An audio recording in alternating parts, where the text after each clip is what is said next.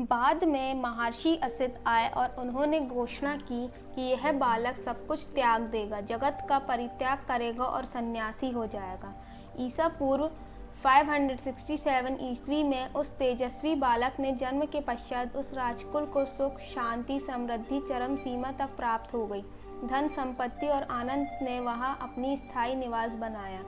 सभी इच्छाएं बहुलता से परिपूरित हुई, इसलिए राजा ने उस बालक को एक वंदनीय, पवित्र और अर्थपूर्ण नाम दिया, सिद्धार्थ। सिद्ध में हो अर्थ जिसके, या सिद्ध हो अर्थ जिससे या जिसने सारे अर्थ सिद्ध कर लिए हों और पूर्णता पा गया हो।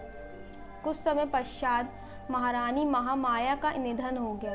पुत्र वत्सल द्वितीय रानी प्रजावती ने बालक सिद्धार्थ के लालन पालन का सारा भार स्वयं ले लिया। सिद्धार्थ का समुचित, संतुलित और शीघ्र विकास हुआ। वह सुंदर, स्वस्थ, चित्ताकर्षक, निर्मल और गंभीर बालक के रूप में बढ़े।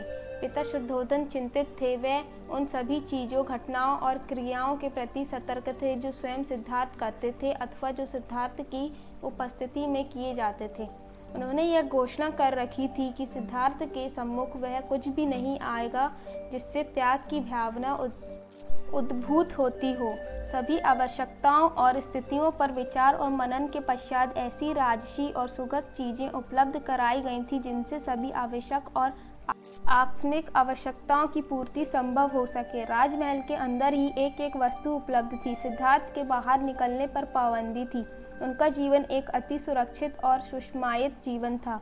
उनकी सारी शिक्षा और उनका सारा परीक्षण इस बात को ध्यान में रखकर किया गया था कि उत्तर भारत के एक प्रबल, बलशाली और प्रतापी राजा का राजकुमार युवा होने के पश्चात राजगद्दी संभालेगा। सिद्धार्थ घुड़सवारी, तलवारबाजी, चित्रकला, सुगत रचना, सरस संगीत और कलात्मक नृत्य में सिद्ध थे। सारी आवश्यक विद्याओं में उन्हें महारत हासिल थी। वे उन सभी चीज़ों को जानते और करते थे जो एक सक्षम राजकुमार के अनुकूल और योग्य था।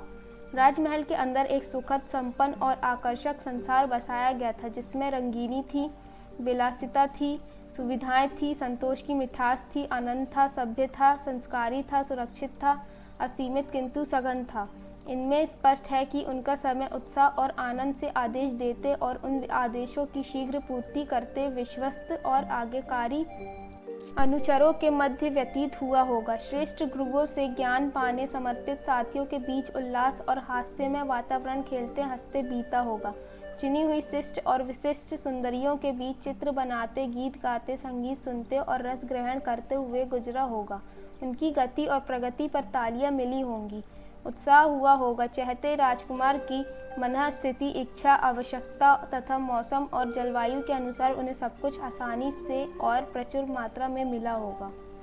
आगे की बात हम दूसरी वीडियो में चर्चा करेंगे। Thank you very much for watching this video.